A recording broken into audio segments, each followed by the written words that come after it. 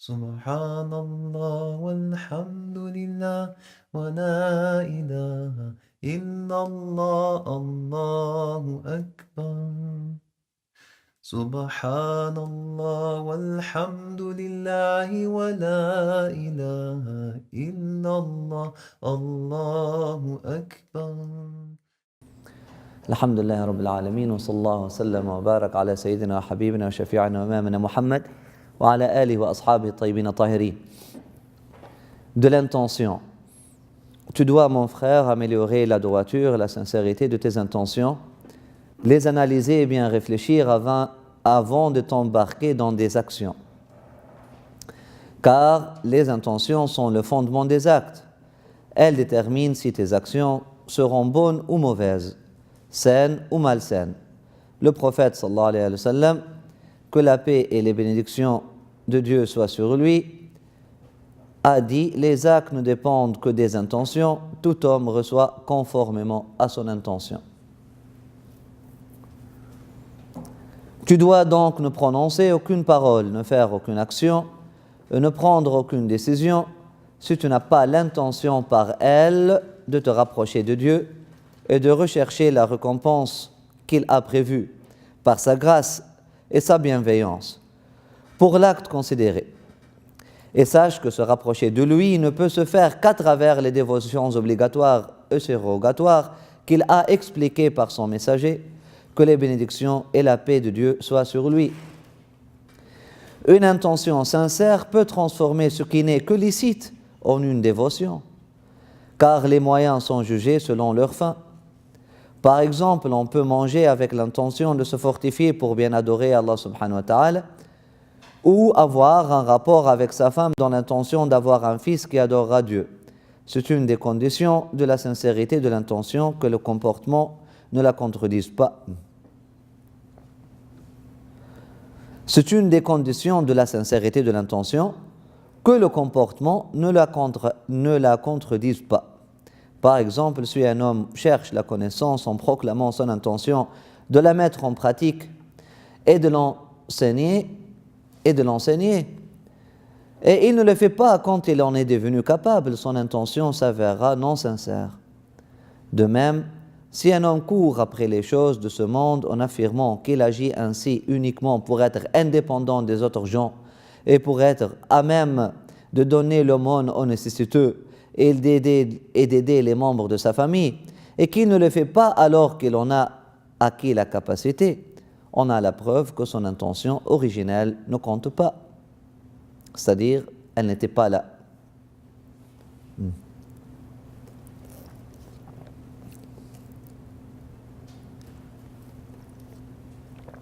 Qui a un micro pour continuer? Bismillah, continue. خلاص معلش. Non, خلاص لا بأس. Les intentions n'ont pas d'incidence sur les péchés, de même que la purification rituelle ne change pas ce qui, de par sa nature, est impur. Un homme qui accompagne quelqu'un qui calomnie un musulman et qui prétend alors qu'il veut seulement le ménager est lui-même un calomniateur. Quiconque s'abstient d'inviter à faire le bien et d'interdire de faire le mal, prétendant qu'il se comporte ainsi dans le seul but de ne pas offenser celui qui s'en rend coupable, et son associé dans la mauvaise action. Une intention malveillante attachée à une bonne action la corrompt et la rend malveillante, comme pour ceux qui font des bonnes actions pour l'amour de la richesse ou du prestige. Efforce-toi, mon frère, de faire en sorte que ton intention soit toujours de n'obéir que par amour de Dieu, et que toute chose licite que tu utilises le soit seulement pour t'aider à lui obéir. Sache que de nombreuses intentions peuvent... Bismillah. Donc, il résume ici le livre que nous avons abordé la session dernière, qui est le livre de l'intention de Ihya Ulumuddin. Nous avons dit que c'est un livre, c'est le livre principal dans ce qu'on appelle Al-Munjiyat. C'est un livre très, très important dans Ihya Ulumuddin. Il te dit que les intentions sont les actions du cœur et que les actions du corps n'ont de sens qu'à travers les actions du cœur. Comme nous l'avons expliqué précédemment, que les actions du cœur sont les graines, al-hab, ou al-nawa, al-niyya, et les actions du corps sont la manifestation de ces graines-là. Et il te dit que une intention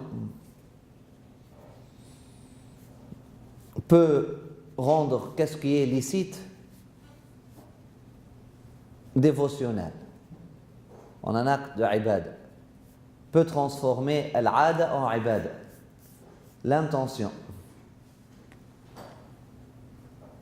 L'intention est dans ce sens-là la conscience. Si tu prends conscience, par exemple, des choses autour de toi, et tu utilises par exemple le thé ou l'eau, ou qu'est-ce qu'Allah subhanahu wa ta'ala t'a donné, afin d'être, ou tu utilises le microphone, etc., afin d'être plus efficace dans ta da'wa, tu utilises Facebook, etc. Ça te dit que ces actes-là, qui sont que licites, qui sont dans le domaine de licite, c'est-à-dire mubah, ce ne sont pas des actes obligatoires, ce ne sont pas des actes recommandés, ce sont licites.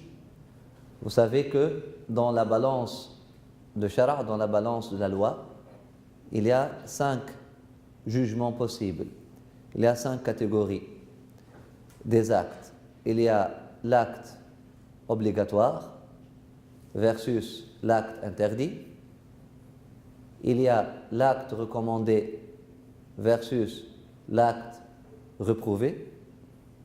Et il y a l'acte médiane ou l'acte neutre ou l'acte licite. L'acte licite qui n'est pas par sa nature ni obligatoire, ni interdit, ni recommandé, ni réprouvé. Il y a des savants qui disent que ce n'est que théorique, parce que c'est très rare de trouver quelque chose qui est juste comme ça, neutre, licite. Parce que par défaut, tu dois avoir une intention. Il y a des savants qui disent non. On parle de la conscience. Donc, la majorité des actes seraient des actes vraiment comme ça, licites, qui sont ni recommandés, ni réprouvés, ni obligatoires, ni interdits.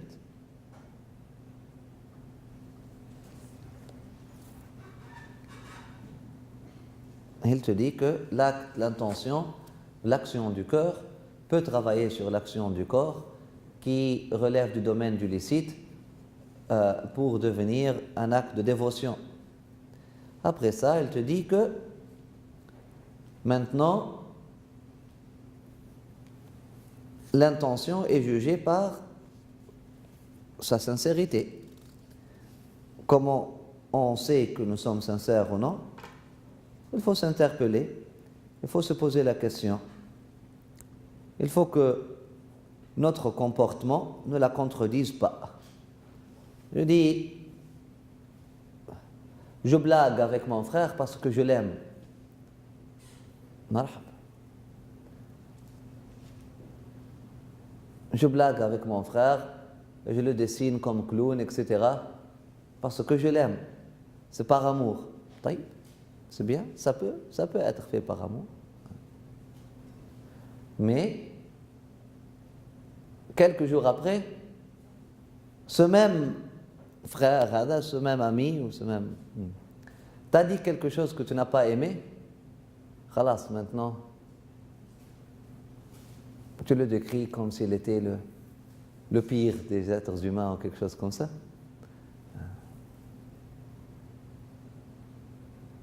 C'est clair que la première action n'était pas vraiment pour l'intention que tu as présentée. Ou Par exemple, il a dit, je dis que je vais courir après cette dunya-là, je vais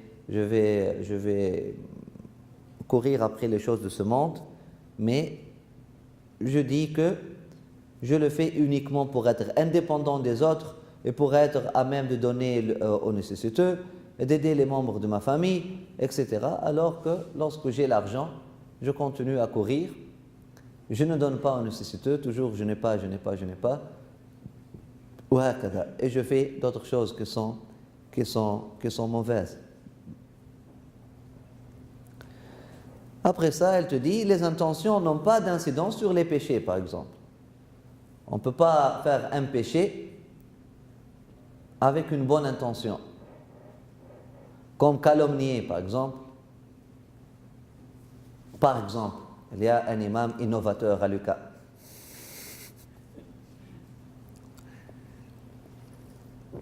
Un imam innovateur à Lucas, bien entendu, Amr ma'rouf nahy anil munkar est obligatoire. Bien entendu, il faut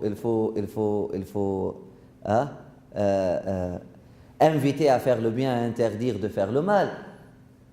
Il y a un mal qui se passe à la Ummah à cause de cette personne-là. Il est en train de prêcher des choses très négatives et puis il est en train de détourner les jeunes filles et les jeunes garçons du droit chemin. Je peux faire une histoire, falsifier qu'est-ce qu'il est en train de dire, ou faire une histoire. Moi, je sais que c'est une mauvaise personne déjà. Je n'ai pas besoin de le prouver. Mais je n'ai pas une preuve tangible. Je fabrique une preuve. Je la mets comme ça. C'est une bonne intention. Moi, je n'ai pas de doute que cette personne-là est dangereuse. Et puis, il faut qu'elle s'écarte du chemin de ces gens-là. Il faut que les gens soient sauvés de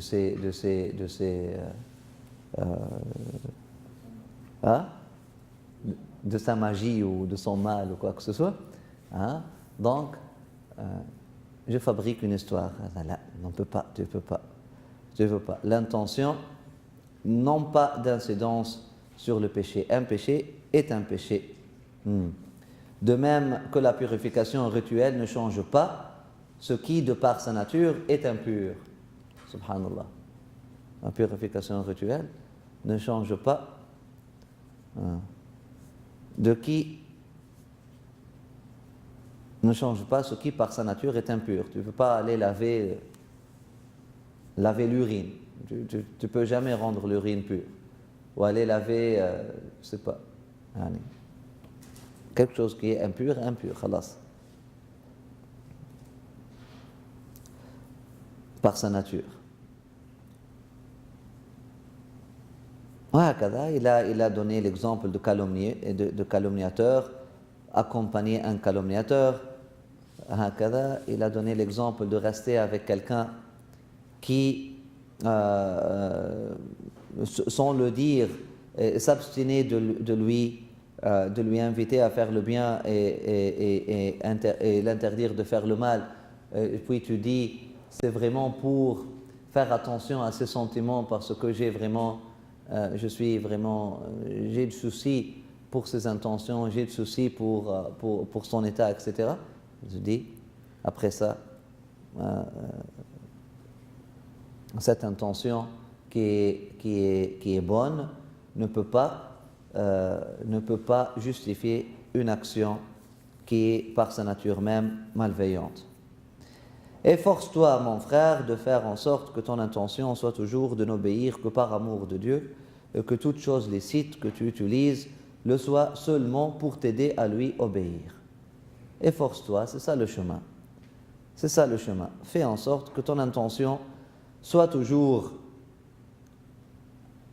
de n'obéir que par amour de Dieu, c'est-à-dire de n'obéir que par amour de Dieu, de ne faire les choses que par amour de Dieu, et que toute chose licite que tu utilises le soit seulement pour t'aider à lui obéir. Il est en train de nous dire, efforcez-vous, mes frères et sœurs, de comprendre cette religion-là et de prendre cette religion-là comme un chemin, comme un chemin. Celui qui chemine, il prend les choses, il comprend, hein, ou bien un pas vers l'avant, ou bien si je prends du reste sous un arbre, hein, si je prends du repos sous un arbre, ou si je prends du repos, ou si je prends un repas, c'est pour me donner plus d'énergie afin de continuer de marcher. Voilà, c'est simple. Si tu es dans un chemin, hein, ou bien un pas vers l'avant, ou bien un moment de repos, ou bien un repas. D'ailleurs, le repas s'appelle repas, hein, parce que lorsque tu le manges, tu vas, hein, commencer à faire d'autres pas, de nouveaux pas. Effectivement, c'est ça le repas, ça vient de là. Hein, ça te donne l'énergie pour continuer de cheminer. Sache que de nombreuses intentions peuvent s'attacher à un même acte. طيب, continue, Sidi Sam. Bismillah. Voilà, Sidi Matta, bismillah. Sache que de nombreuses intentions peuvent s'attacher à un même acte et que chacune d'elles apportera l'entièreté de sa rétribution. Aïwa. Un exemple en est, dans les activités de dévotion, lorsque quelqu'un lit le Coran avec l'intention de communier avec Dieu, chose qu'il fera effectivement, mais aussi d'en extraire différentes formes de connaissances, car le Coran est la vraie source de connaissances, d'en faire profiter ceux qui écoutent et toute autre bonne intention. Un exemple à propos des questions licites est de manger avec l'intention d'obéir au commandement de ton Seigneur qui a dit « Exalté soit-il » Ô vous qui croyez, mangez de ces bonnes choses que nous vous avons accordées. Remerciez Dieu si c'est lui que vous adorez. En faisant cela, aie l'intention d'acquérir des forces pour la dévotion et de te mettre en situation d'avoir à remercier ton Seigneur, car il a dit, exalté soit-il, mangez de ce que votre Seigneur vous a accordé et soyez reconnaissant envers lui. Tu peux appliquer ces deux exemples par analogie à toutes les activités de dévotion illicites et fais en permanence de ton mieux pour que croissent tes bonnes intentions. Aïwa. Croître les bonnes intentions. Pour un seul acte, tu peux avoir plusieurs bonnes intentions. Et nous avons parlé de ça la session dernière, et puis longuement. Donc, le plus profond que devienne ton niveau de conscience, tu pourras trouver, tu pourras recevoir d'intention. Le plus que ta perspective soit ouverte, le plus ouverte est ta perspective, le plus de bonnes intentions que tu puisses cultiver, que tu puisses acquérir, que tu puisses capter. Parce que nous avons dit que les intentions sont en réalité servies à nous. On n'est pas en train de les créer, on ne formule pas des intentions. Hein? On fait kasb avec les intentions, ce sont des actions du cœur. Le prophète sallallahu alayhi wa sallam, il dit les bonnes choses sont exposées devant le cœur du fils d'Adam, de l'humain, devant son cœur. Et à chaque fois, il s'incline, le cœur s'incline vers une bonne chose, elle devient plus fort. Et l'opposé, et les mauvaises choses, les péchés, les fitan, hein, les viles, sont exposés aussi devant le cœur de l'enfant d'Adam. Et puis, s'il s'incline vers une de ces choses-là, le prophète sallallahu alayhi wa sallam l'a dit, yunkatu fihi nuktatun sawda, un point noir, le cœur s'entache avec un point noir. Wal'ayadhu billah. هذا هما les intentions. Les intentions te viennent, Allah subhanahu wa ta'ala te révèle les intentions, Allah subhanahu wa ta'ala t'inspire les intentions. فَأَلْهَمَهَا فُجُورَهَا وَتَقْوَاهَا. Tu as la force de dire oui, tu as la force de dire non, et tu as les choses devant toi, et puis tu peux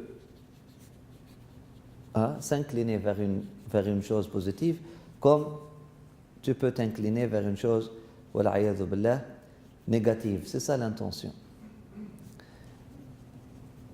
Pour une seule chose, il y a plusieurs intentions qui viennent avec. Avec chaque coupe matérielle, Allah subhanahu wa ta'ala, il nous sert des coupes spirituelles. Avec chaque porte matérielle, Allah subhanahu wa ta'ala nous ouvre des portes spirituelles. Nous avons souvent donné l'exemple de la porte de la mosquée. On pousse une porte et on dit Allahumma ftah li abwaba rahmatik. Oh Allah, oh mon Dieu, ouvre pour moi les portes. Les portes de ta rahma. C'est quoi les portes de ta rahma d'Allah subhanahu wa ta'ala? Ce sont les bonnes intentions que tu puisses cultiver, que tu puisses acquérir, que tu puisses attirer, que tu puisses travailler dessus. Allah subhanahu wa ta'ala, il faut que tu imagines, avec chaque action, tu as un plat là, qui te vient, avec des bonnes intentions. Et là, tu peux, le plus que tu es conscient, le plus que tu es présent, le plus que tu es connaissant et reconnaissant, tu pourras avoir des intentions. Et le plus que tu as des intentions, le plus que tu vas devenir connaissant et reconnaissant et remerciant. Et puis, le plus que tu remercies Allah subhanahu wa ta'ala, le plus que ta connaissance va devenir vaste et le plus que tu serais, ton esprit serait raffiné et tu serais capable de voir, de saisir les opportunités, c'est-à-dire de voir les intentions qu'Allah subhanahu wa ta'ala est en train de vous présenter. C'est ça ce qu'on appelle le kashf ou fi haqiqat al-amr. Kashf, c'est pas voir les anges ou voir le djinn ou voir, je ne sais pas, il y a des gens qui disent oh, j'ai vu le trône, je suis allé au 7e ciel. Mais le kashf, lorsqu'Allah subhanahu wa ta'ala, lorsque tu vis vraiment le moment, tu es vraiment présent dans ce moment-là, et là, tu peux voir le potentiel positif comme négatif de n'importe quel geste que tu fais. Lorsque tu bouges ton doigt comme ça, tu peux affecter tout l'univers. Ça a un potentiel positif dans le bon sens comme dans le mauvais sens. Comme dans les mauvais sens.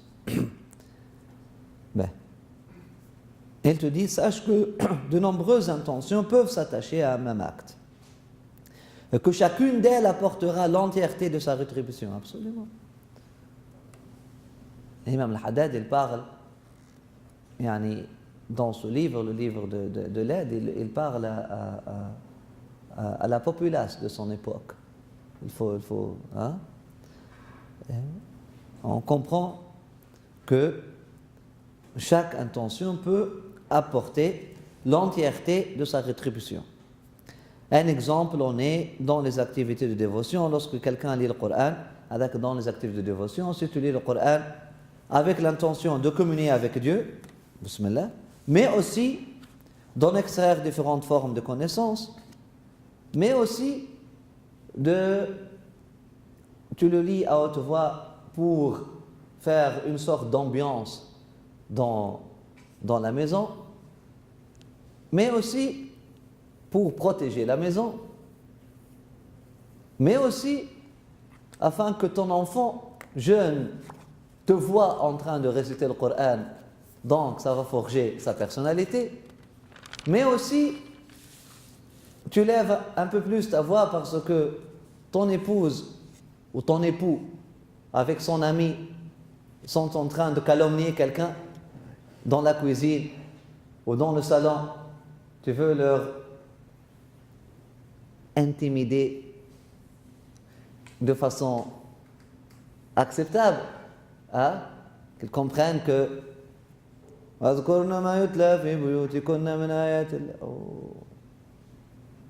rappelez-vous, il y a du Coran qui est récité, donc tu sais que cette personne-là va avoir honte et là va arrêter. Mais aussi pour faire le wird, de chaque jour, mais aussi pour avoir une bonne discipline, mais aussi pour t'entraîner, pour exercer la langue arabe. Et ça finit pas. Des intentions, des intentions, des intentions, des intentions. Le plus que tu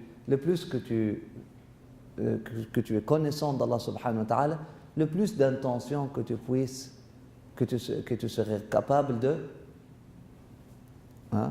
d'acquérir ou de cueillir en réalité.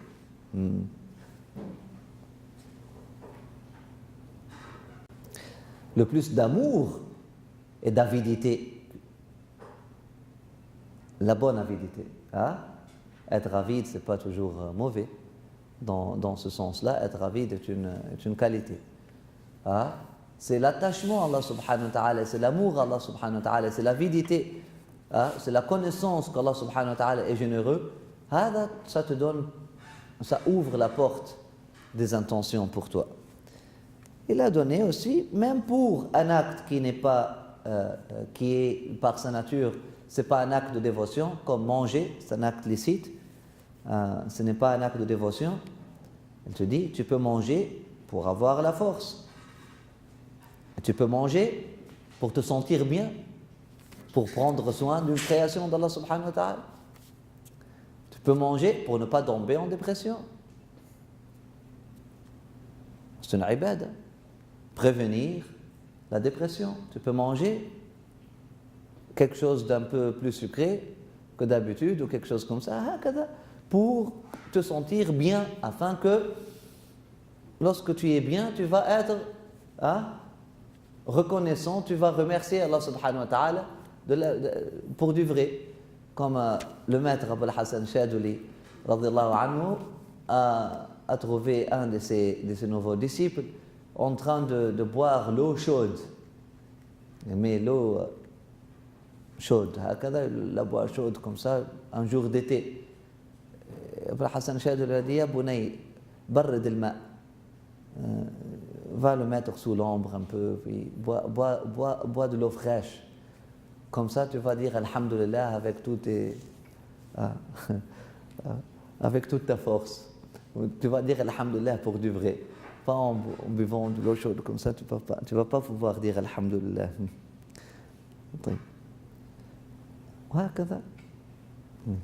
Tu peux appliquer ces deux exemples par analogie à toutes les activités de dévotion illicites. Tu peux faire l'exercice. Il y a un petit livre qui a été traduit pour l'anglais d'un auteur. J'ai eu l'honneur, alhamdoulilah, de le rencontrer et puis de marcher dans sa genèse quelques semaines après mon arrivée à Tarim. Le Habib Saad al-Aïdarous, un des grands savants de Tarim, de Hadramaut, il a écrit plusieurs livres, subhanallah. Même après sa mort, maintenant, ils sont en train de découvrir des livres qu'il avait écrits, puis il a laissé sous le lit ici. C'était une personne très simple dans sa vie. Il aimait les chats, il avait, subhanallah, c'est quelqu'un de très, mashallah, le Habib Saad. Et puis, il a écrit une lettre qu'il appelait Kitab al-Niyat. Il a travaillé, il a pris de ça, le livre de l'aide, et puis il a fait l'exercice, la halaqa avec les étudiants, les élèves de l'école coranique, là où il enseignait. Ils lui ont dit comment ça. Il a dit ok, on va faire toutes les actions. Puis tu trouves les intentions derrière boire le café. Et là, il a pu formuler 17 intentions juste pour le café. Très bonnes intentions. Les intentions pour appeler, les intentions pour utiliser un téléphone. Ok.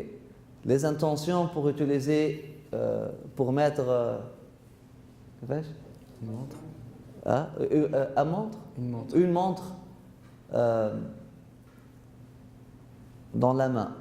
Les intentions d'utiliser un crayon.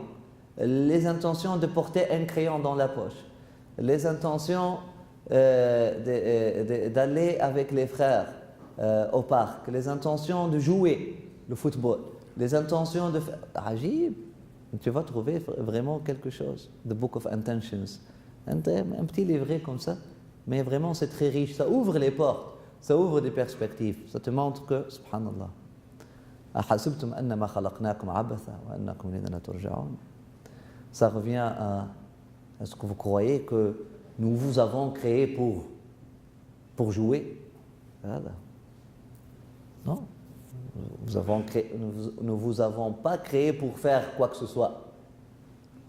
Nous avons créé pour faire les choses pour une raison bien déterminée et comme il faut.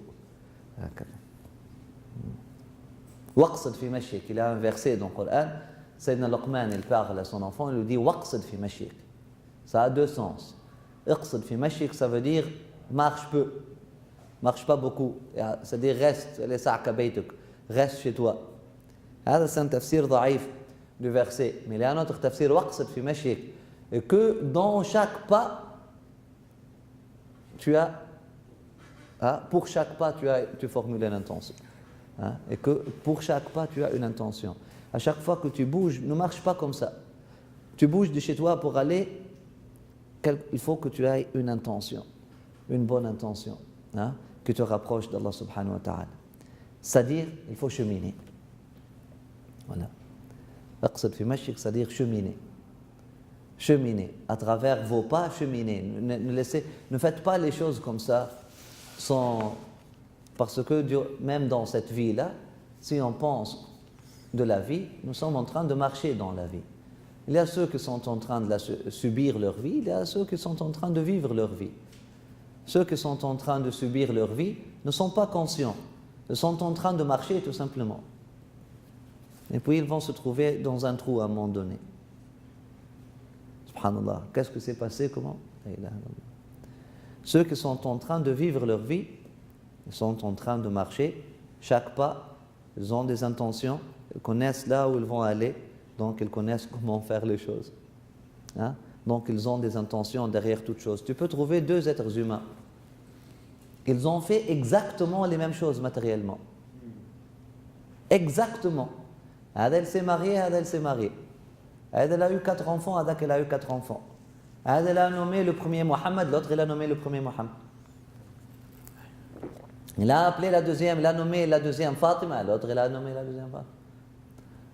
Il a nommé la troisième Khadija, l'autre il a nommé la troisième Khadija. Il a nommé le quatrième Elias, il a nommé le quatrième Elias.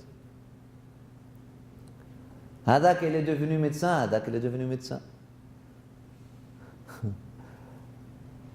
Hadak il a ouvert un cabinet, l'autre il a ouvert un cabinet. Wahakada. Exactement, copier-coller. Mais la différence entre celui-là et l'autre, comme la différence entre le ciel et la terre, c'est l'intention qui a fait la différence. Hadak, il était en train de vivre sa vie, l'autre, il était en train de subir sa vie.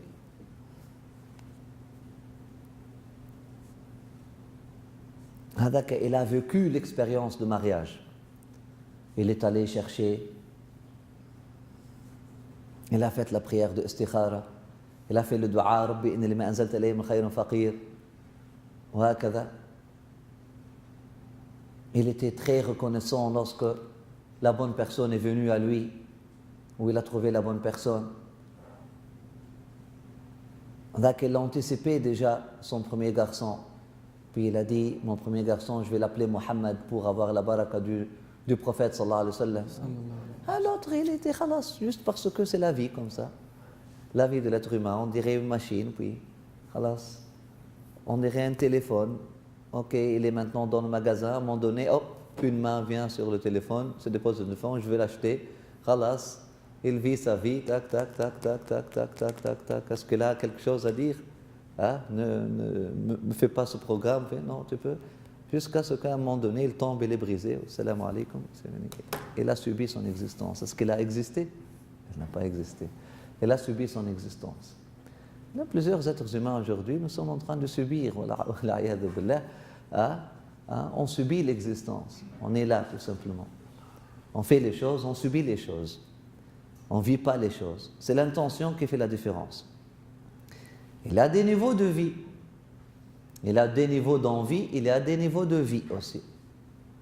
Il y a des niveaux. Il y a des gens ils subissent l'acte. Il y a des gens qui vivent l'acte 17 fois. Parce qu'avec chaque intention, nous avons dit, c'est quoi l'intention? C'est comme l'esprit, hein? C'est comme le ruh. Avec chaque intention, il y a une vie différente. Hein? Donc, il vit l'acte 17 fois. L'autre, il subit l'acte. Donc, son acte est mort. Son acte n'est même pas vivant. Son acte, khalas, est mort. Un acte mort, khalas, c'est fini. Dans l'échelle, temps, espace, khalas, un acte, il est là, khalas, il est mort. Il est où? C'est mort. C'est quoi les traces de cet acte-là? C'est quoi le résultat de cet acte-là? La baraka, la continuité de l'acte, khalas, il est mort. C'est un acte mort. Mais un acte vivant, c'est un acte qui continue. شجرة طيبة أصلها ثابت وفرعها في السماء تؤتي كلها كل حين بإذن ربها. Il va rester vivant. Un mot vivant, un acte vivant, هكذا. بسم الله.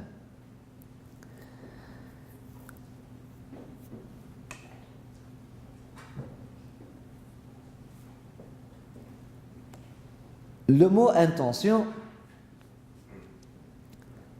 peut prendre l'une ou l'autre des deux significations. La première signification exprime le but qui fait que tu décides, fais ou dis une chose. Pris en ce sens, l'intention est en général meilleure que l'acte quand l'acte est bon et pire que l'acte quand l'acte est mauvais. Le prophète sallallahu alayhi wa sallam a dit que les bénédictions et la paix de Dieu soient sur lui, l'intention du croyant est meilleure que son action. Remarque comme il fait explicitement mention du croyant. Il te dit l'intention prise dans le sens que c'est le but,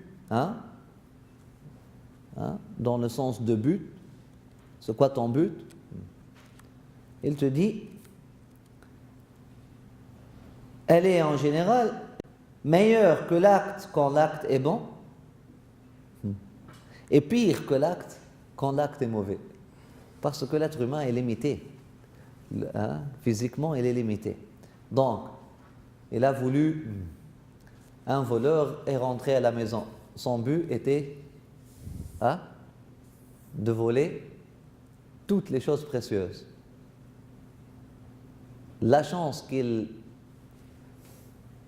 a pour vraiment voler toutes les choses précieuses dans la maison, peut-être 90% s'il est un très très bon voleur.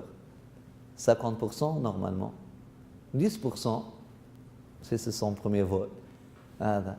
Donc son intention était de voler toutes les choses précieuses. Il a fini par voler quelque chose de précieux et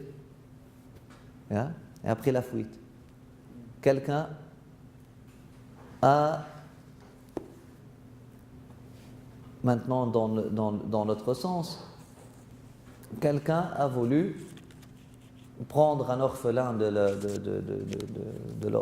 l'orphelinat, l'adopter et lui donner la meilleure éducation afin qu'il devienne une personne exemplaire dans sa vie, afin qu'il devienne un docteur très réussi, puis qu'il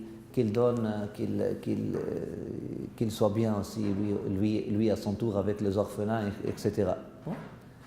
Il a pris l'enfant, il a fait de son mieux, et n'a pas pu faire de lui un docteur. Vous voyez que le but, dans le sens de but, toujours notre but va plus loin que notre action. Dire que l'intention, c'est ça qui va... Il a dit dans ce sens-là. Il a dit l'intention peut prendre l'une ou l'autre des deux significations. Elle peut prendre la signification de but. Voilà. La seconde signification, c'est ta décision et ta détermination à agir. La décision d'agir, la détermination à agir. Prise en ce sens, l'intention n'est pas meilleure que l'acte. Quand un homme décide de faire une chose, il ne peut se trouver que dans l'une des trois situations suivantes. Il décide et agit, il décide mais omet d'agir quand il en a la possibilité, la manière d'évaluer ces deux situations est clairement énoncée dans ce que Ibn Abbas, que Dieu soit satisfait d'eux, en rapportant ce que le messager de Dieu, que la bénédiction et la paix de Dieu soient sur lui, a dit. Dieu a déterminé les bonnes et les mauvaises actions, puis il a expliqué cela en disant: à quiconque a l'intention de faire une bonne action mais ne la fait pas, Dieu la compte comme une bonne action. Mais à celui qui a l'intention et qui fait une bonne action, Dieu la compte comme 10 bonnes actions. Et il multiplie jusqu'à 700 fois et même plus. À celui qui a l'intention de mal agir mais ne le fait pas, Dieu compte une bonne action entière. À celui qui a l'intention de mal agir et le fait, Dieu compte une mauvaise action. Il décide à propos d'une chose qu'il est sur le moment incapable de faire. Quand je le pourrai, je ferai telle ou telle chose. Il reçoit la même chose que celui qui agit, que ce soit en sa faveur ou contre lui. La preuve est dans la parole du prophète sallallahu alayhi wa sallam. Il y a 4 sortes de gens: un homme à qui Dieu a donné la connaissance et la richesse et qui utilise sa connaissance pour gérer sa fortune. Un autre qui dit: si Dieu me donnait la même chose qu'il a donné à un tel, j'agirai comme lui. Leurs rétributions sont identiques. Un homme à qui Dieu a donné la richesse mais pas la connaissance et qui malmène sa richesse par ignorance. Un autre qui dit: si Dieu me donnait la même chose qu'il a donné à un tel, j'agirai comme lui. Le fardeau de leur péché est donc le même. Donc la seconde signification, c'est la décision et la détermination à agir. Préméditation. Khalas, je vais agir. Prise en ce sens, il te dit: l'intention n'est pas meilleure que l'acte. Il y a 2 hadiths. Quand un homme décide de faire une chose, il peut se trouver dans l'une des 3 situations suivantes. Ou bien, il décide et il agit. Il a décidé de bien faire et il a agi. Il aura 10 récompenses. Il a décidé de mal faire et il a agi. Il aura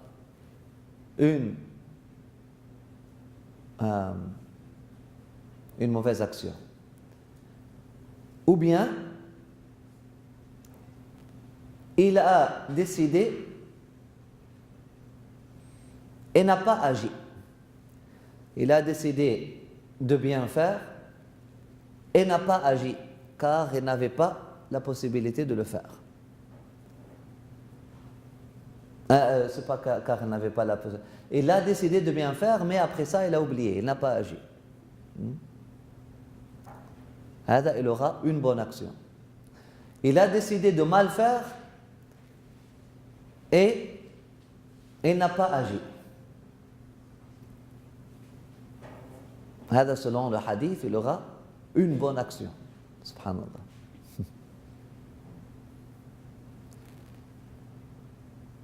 Il a décidé de mal faire, après ça, il n'a pas agi. L'autre, il a dit: si j'avais les moyens de bien faire, je ferai le bien. Donc, il sera comme celui qui a fait le bien. Si j'avais les moyens de mal faire, je ferais le mal, donc il serait comme celui, l'ayad billah, qui a fait le mal. Qu'Allah subhanahu wa ta'ala nous protège. Amin ya arhamar rahimin rabbal alamin. De la vigilance. Voilà un résumé du chapitre de l'intention. Si vous n'avez pas des commentaires ou des questions, on passe au chapitre suivant. Bismillah. Oui.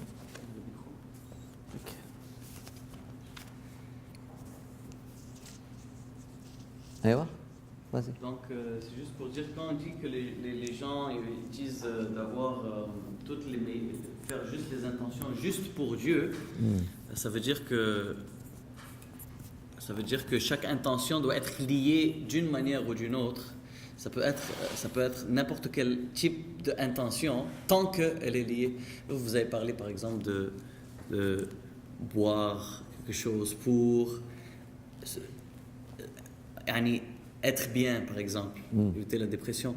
Éviter la dépression par exemple, mais il faut que toujours trouver un moyen de lier d'une manière ou d'une autre à l'au-delà, à Dieu, etc.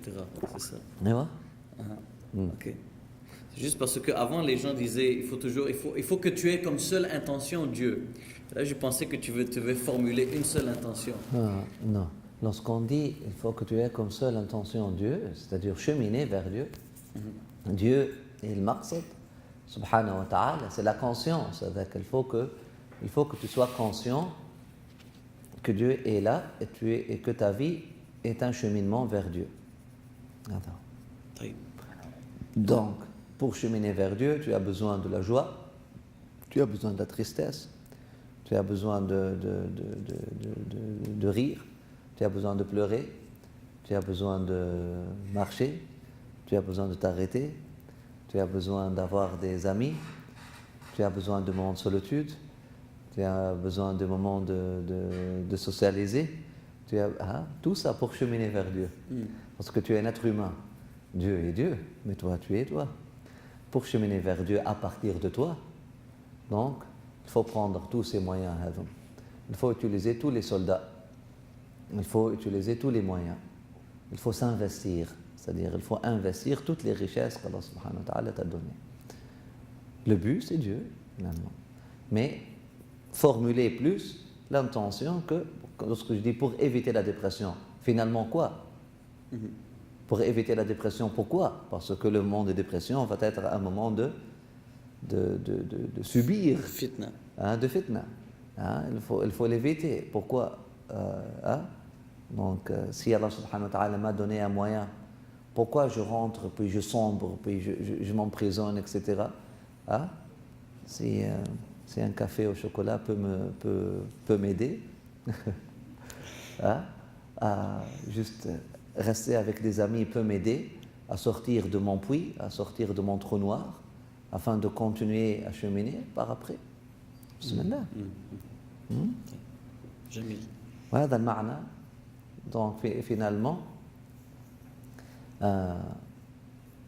lorsque tu prends conscience que ta vie est un cheminement vers Dieu, tu veux vivre ta vie comme un chemin, donc chaque pas, tu le marches consciemment, tu sais, tu mets ton pas où? Est-ce que dans un trou? Est-ce que tu es en train de marcher sur une montagne? Est-ce que la route maintenant est montagneuse? Ou est-ce que c'est une descente? Ou est-ce que c'est une pente? Ou est-ce que c'est une colline? Ou est-ce que c'est une vallée? Ou est-ce que... Parce que tu es conscient, tu es en train de cheminer. Est-ce que c'est la nuit ou est-ce que c'est le jour? Est-ce que marcher la nuit, c'est comme marcher le jour? Est-ce que je suis seul? Est-ce que j'ai des compagnons? Est-ce que c'est mieux d'être seul maintenant? Ou est-ce que c'est mieux d'avoir des compagnons maintenant? Donc cheminer. Finalement, comme je vous ai dit, Imam al-Haddad, il a écrit ce livre-là pour la populace. Mais il est bien précis, il est bien coupé, comme ça. Il a écrit pour la populace, il a écrit pour des étudiants, des débutants, mais il est bien précis, il est bien coupé. Il a des esprits qui comprennent de cette façon-là. Alhamdulillah. J'ai une autre question. Oui. Labbaik. Avant. Pour l'intention. Si par exemple quelqu'un fait une bonne action, comme par exemple il donne l'argent à la pauvre, lui il ne pense pas à ce truc. Lui il fait justice pour le bien de aider cette personne qui est pauvre. Très très bonne question. Oui. Est-ce que ça compte comme une bonne action? Mais bien sûr. C'est ça. Qu'est-ce que cela veut dire faire pour Dieu? Faire pour Dieu, Saïdi, ça veut dire, il y a deux niveaux. Il y a le niveau que je ne le fais pas pour moi, je le fais pour l'autre. Dès que tu fasses quelque chose pour l'autre, pas pour toi, Dès que tu fasses quelque chose vraiment par un vrai souci pour l'autre, hein, c'est déjà pour Dieu. Puis si, Dès que tu fasses quelque chose par un vrai souci pour l'autre, c'est déjà pour Dieu.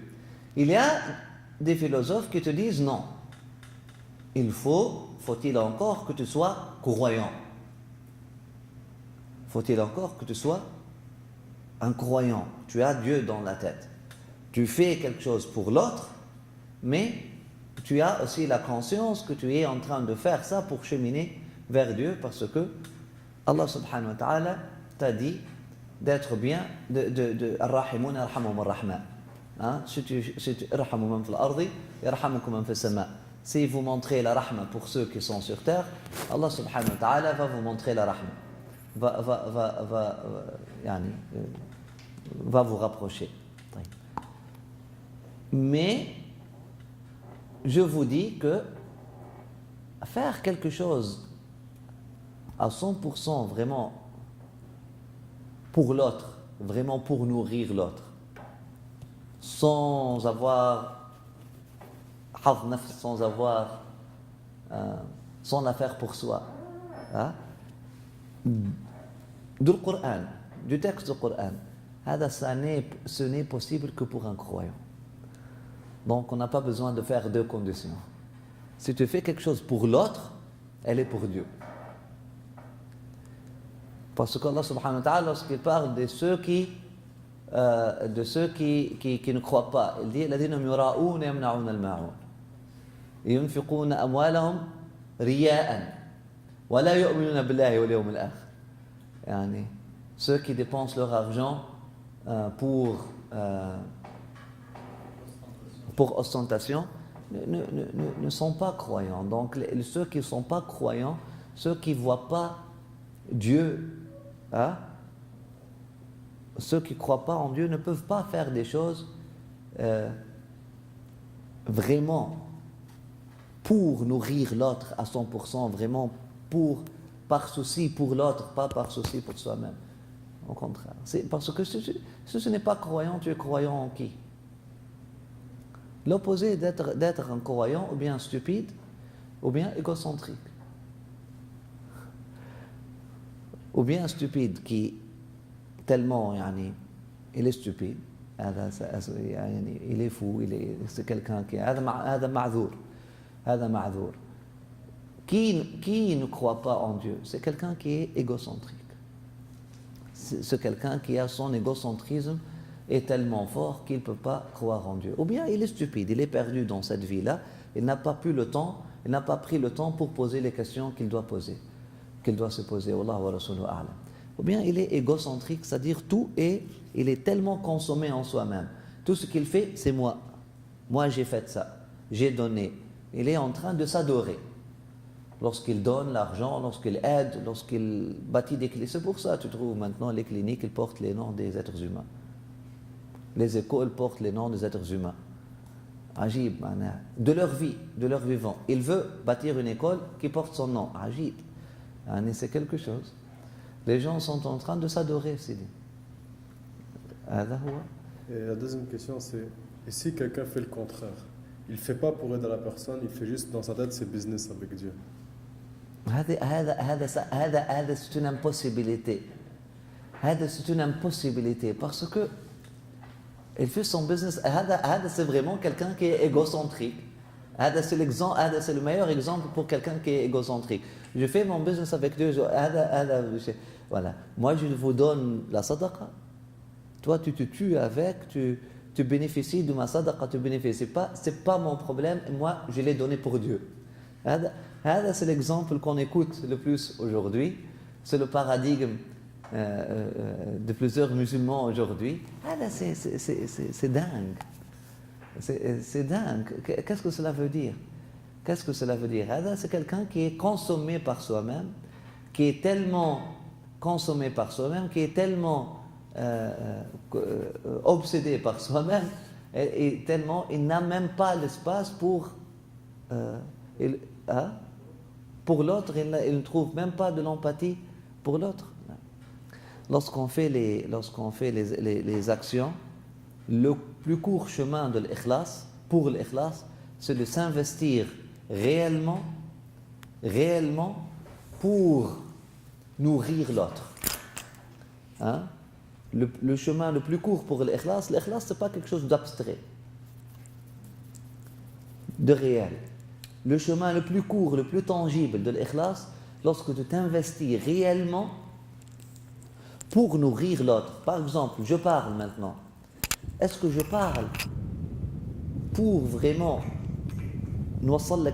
pour vraiment communiquer un sens, pour communiquer, hein, afin de te nourrir intellectuellement et spirituellement, afin de t'aider dans ton cheminement, ou bien je parle afin que je suis plus concentré sur la vidéo qui est en train d'être faite, par exemple. Je suis plus concentré sur ceux qui viennent après. Tu comprends? Être investi dans le moment, dans le présent, être bien investi dans le moment présent. Hein? C'est le chemin pour le hudur d'ailleurs, c'est ça ce que s'appelle présence. C'est le chemin le plus court pour le hudur, c'est le chemin le plus court pour l'ikhlas. Être investi pour vraiment nourrir l'autre.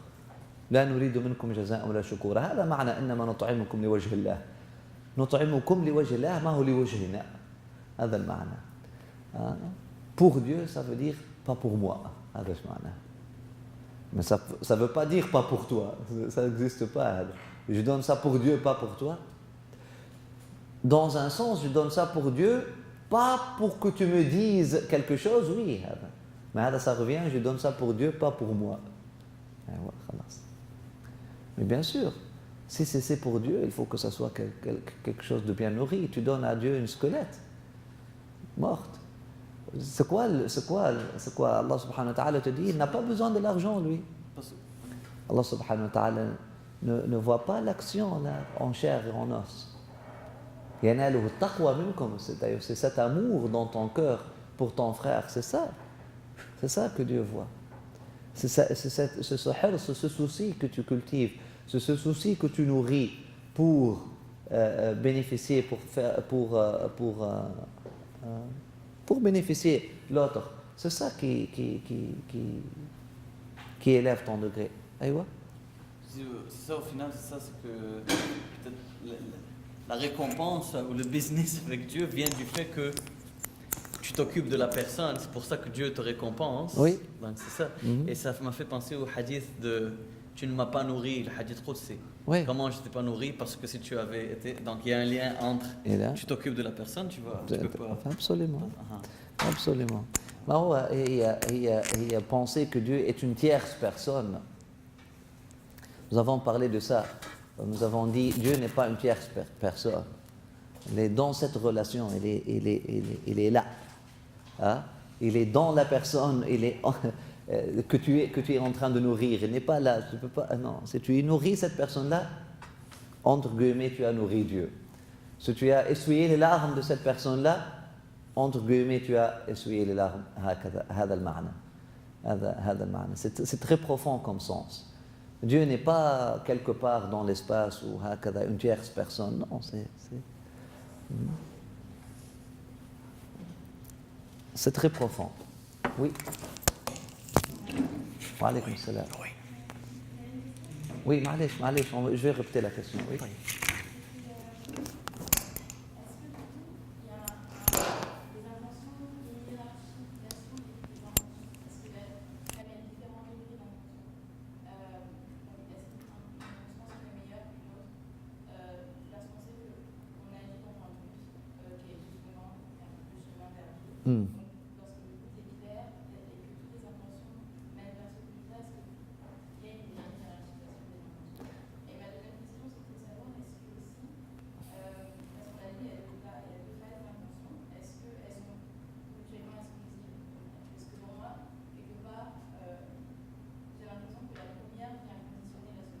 Laquelle?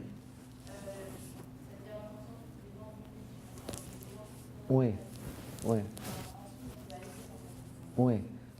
Non, elles ne sont pas exclusives. Donc la première question était, est-ce qu'il y a une hiérarchie dans les intentions? Moi je dirais, il n'y a pas une hiérarchie dans les intentions. Les hiérarchies seraient que, qu'est-ce que Dieu te donne en premier, hein, avec la hiérarchie. Reçois et remercie Dieu pour qu'est-ce qu'il te donne. Parfois, on néglige les intentions simples en cherchant des intentions sophistiquées. Comme on néglige les actions simples que Dieu peut nous donner. Est-ce qu'il y a une hiérarchie dans les actions? Non, il n'y a pas une hiérarchie dans les actions. Awla laka fa awla. Si Dieu t'a donné la possibilité maintenant, en ce temps-ci, de faire n'importe quel bien, quelque chose qui est, tu fais ça. Tu fais qu'est-ce que Dieu t'a invité à faire en ce moment-là. L'intention, celle qui vient dans ton cœur, tu l'as fait.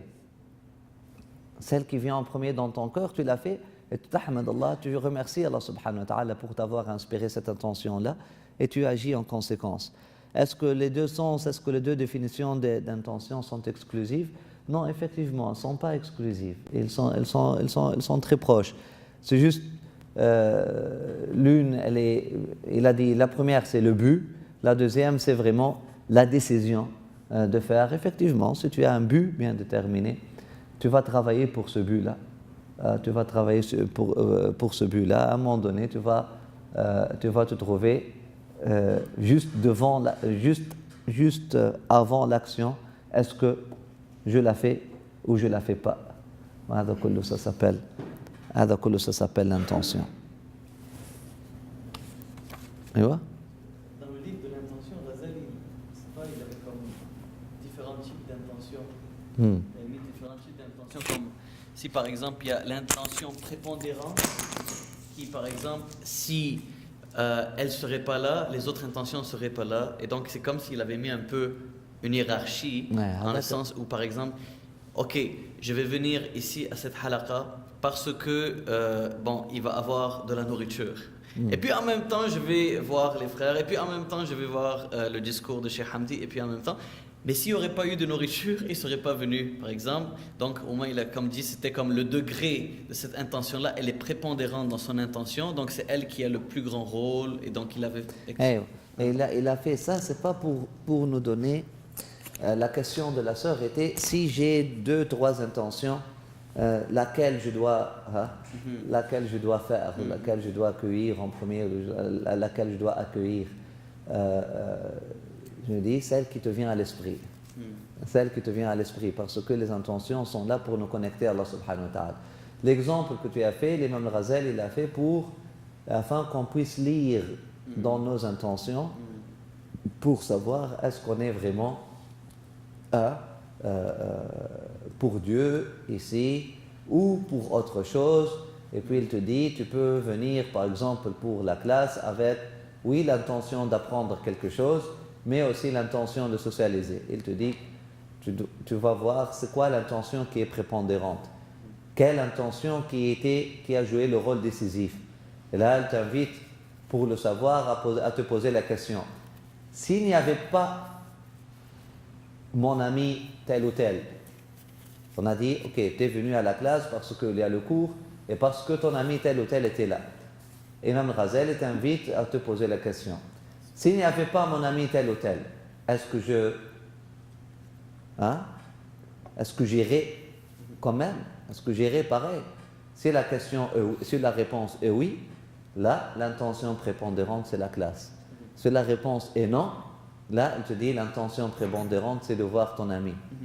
Et puis, il nous a donné cet exemple-là pour connaître les intentions souvent mitigées durant notre cheminement. On n'a pas les intentions pures.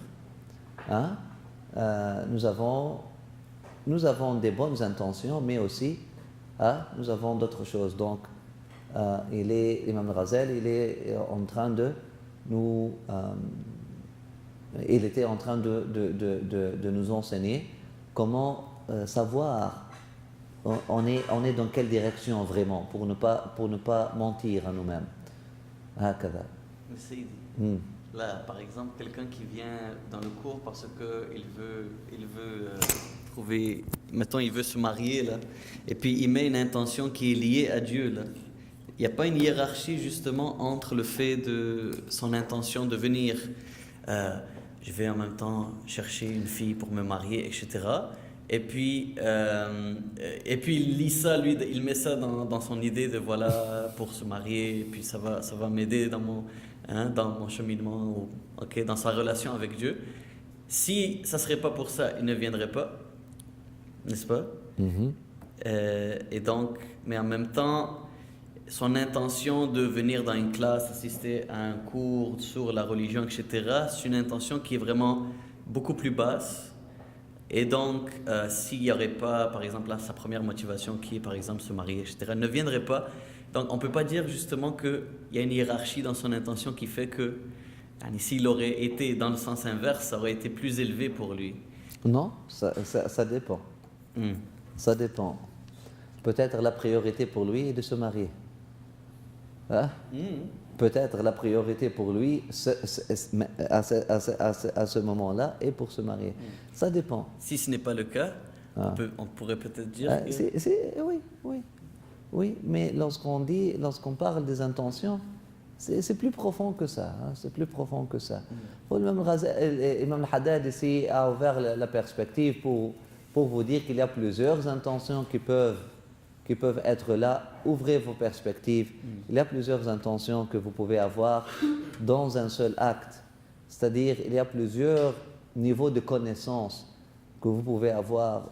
Il y a plusieurs goûts, il y a plusieurs flavors, il y a plusieurs saveurs dans le même verre que Dieu vous sert.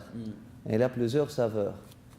Il est en train de vous dire, buvez lentement et savourez tous les goûts qu'Allah subhanahu wa ta'ala vous donne. Avec chaque intention, tu vis une victoire. Tu comprends? Avec chaque intention, tu vis une victoire.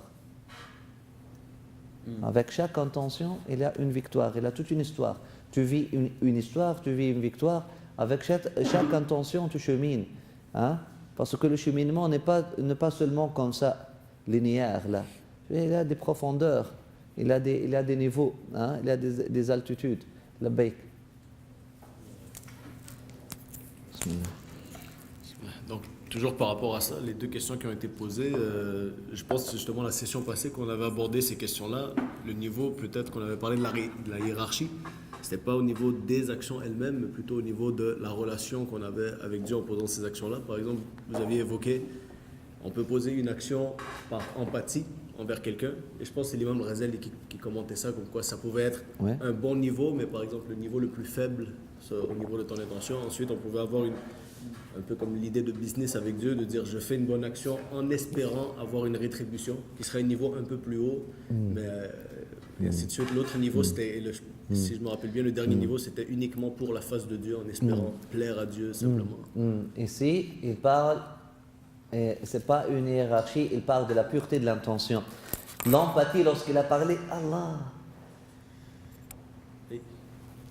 lorsqu'il a parlé de l'empathie, il parle pas de...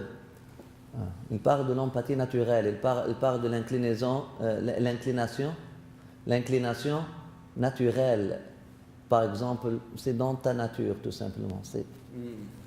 Parce que je suis quelqu'un qui a pitié, souvent. Je suis quelqu'un, lorsque je vois des dessins animés, une chatte qui a perdu son chaton, je pleure. Je suis comme ça. Je suis un être humain qui est... Je suis un être humain qui est tendre, par nature. Et l'imam Al-Ghazali te dit, si tu agis par ta nature même, par ta nature même, c'est bien. Je te dis, c'est bien. Tu as obéi une bonne nature en toi. Mais est-ce que c'est ça l'intention? Est-ce que c'est... non, il y a un travail à faire. Il y a un travail conscient à faire. Parce que c'est juste la nature inconsciente. C'est dans ta nature que tu as fait ça, tu l'as fait, alhamdoulilah rabbil alamin. Bon, tu as agi dans la bonne direction, mais il te dit, si tu le fais conscient du cheminement vers Dieu, cherchant la face de Dieu, c'est plus élevé. Là, cette nature-là, qui est ta nature, que Dieu t'a donnée, elle est investie pour être nourrie de sifat des attributs d'Allah subhanahu wa ta'ala. Ar-Rahimun, Yarhamum, Ar-Rahman, etc. Donc c'est pas, j'agis pas juste parce que. Et puis il te dit, Imam Ghazali, il te dit parfois, c'est par besoin que tu fais. Parce que souvent notre nature, elle est quoi? Besoin d'affection. Souvent, on donne parce qu'on veut recevoir. Lorsqu'on agit sans avoir une relation avec Dieu, lorsqu'on agit sans avoir cette idée que nous sommes des voyageurs, vraiment la psychologie vous montre plusieurs choses. La psychologie moderne, qui n'a pas Dieu dans l'équation, elle te parle de tout ce qui peut être autre que l'ikhlas. Tous les motifs qui peuvent être là, tous les motifs que la psychologie moderne vous donne, ce sont autres que l'ikhlas. Tous les motifs de la psychologie moderne, c'est à propos de se nourrir soi-même, de prendre quelque chose soi-même. C'est vraiment pour toi. C'est pas pour l'autre. C'est pas pour sortir de soi. Chercher la face de Dieu, c'est vraiment lorsqu'on sort de soi-même. Oui, Sidi. Vas-y, bismillah. Si j'ai bien compris, Oui. dans cette analyse-là, les circonstances viennent seules, viennent par Dieu, et l'intention est inspirée par Dieu. Et nous, on a juste un petit moment de réflexion qu'on va pencher vers cette intention-là ou on va la rejeter. C'est comme un petit switch dans notre tête. Effectivement. Et si on nourrit la bonne intention à chaque fois, avec le temps, c'est plus ça le libre arbitre. dans le Voilà. fond. Voilà. Ça serait la définition du libre arbitre avec cette analyse. C'est la définition de Libre arbitre. le libre arbitre, oui. Ok, Effectivement. C'est ça. merci. Si tu veux, de point de vue aqida, oui. C'est ça exactement comment l'Ash'ari ou comment Imam Abu Ja'far al-Tahawi explique. C'est la théorie de l'kasb, effectivement. C'est ça le libre arbitre. Tu as ça, c'est pour se pencher. Dieu te donne ça, puis toi. Hakada, na'am, effectivement. C'est le temps de Maghreb. Ouais. Aïwa. S'il y a. Bismillah, fadl. Si, par exemple, les actions qui sont supposées être exclusives à Allah, par exemple, à la femme de Hajj, si quelqu'un préalablement pensait, ok, je vois ça, je vais travailler en Arabie Saoudite. Quand il fait son voyage, il y va, mais il a derrière la tête, quand je finis, je vais en profiter pour chercher du travail. Et par Hajj. Puis il part en Hajj, mais en même temps, dans sa tête, c'est l'intention mixte qui est d'aller trouver aussi du travail.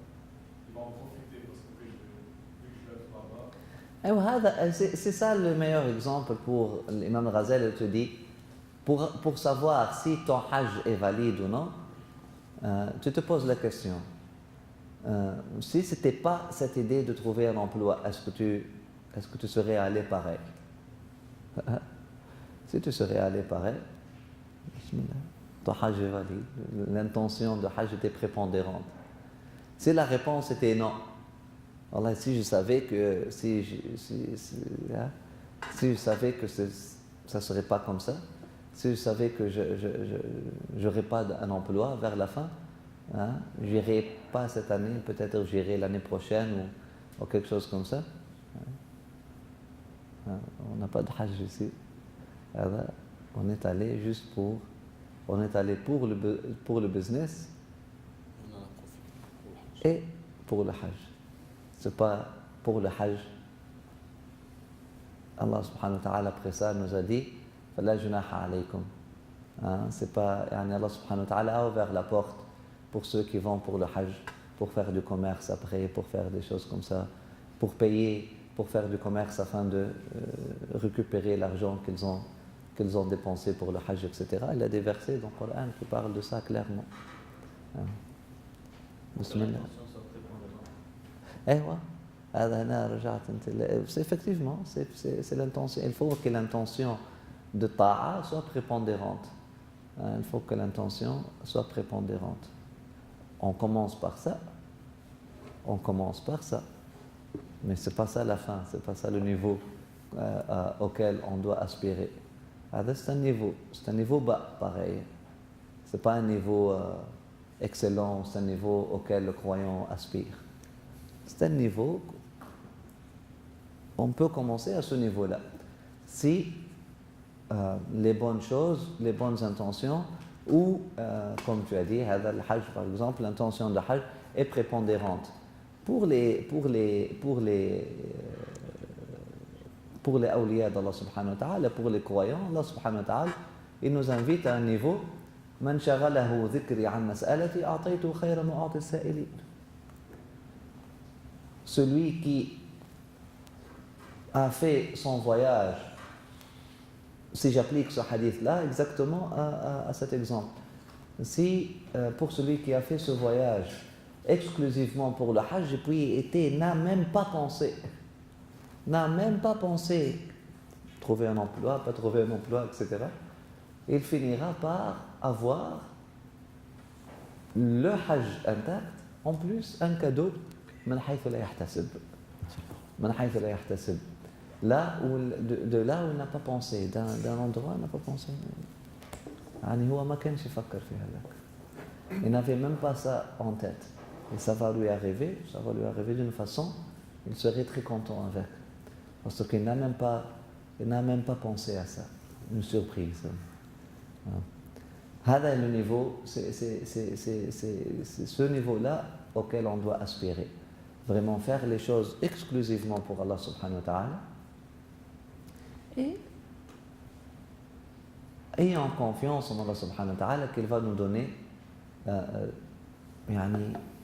plus que nous avons dans la tête ou que nous aurions pu espérer. Bismillah. نصلي. Après, نصلي إن شاء الله بإذن الله السميع العليم. اللهم صل وسلم وبارك على سيدنا محمد وعلى آله وأصحابه الطيبين الطاهرين أرحم الراحمين يا رب العالمين.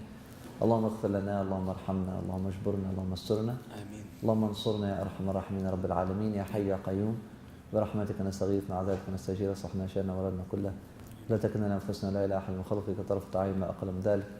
اللهم اشفنا أنت الشافي، عافنا أنت معافي، واكفنا يا أرحم الراحمين يا رب العالمين كل هول دون الجنة. وصلي وسلم وبارك على سيدنا محمد وعلى آله وأصحابه الطيبين الطاهرين. الفاتحة. الحمد لله رب العالمين الرحمن الرحيم. إياك نعبد وإياك نستعين اهدنا الصراط المستقيم. بسم الله. صل يا ربي ثم سلم على من هو للخلق رحمة وشفاء، وعلى الآل والصحابة جمعا ما تزينت فيه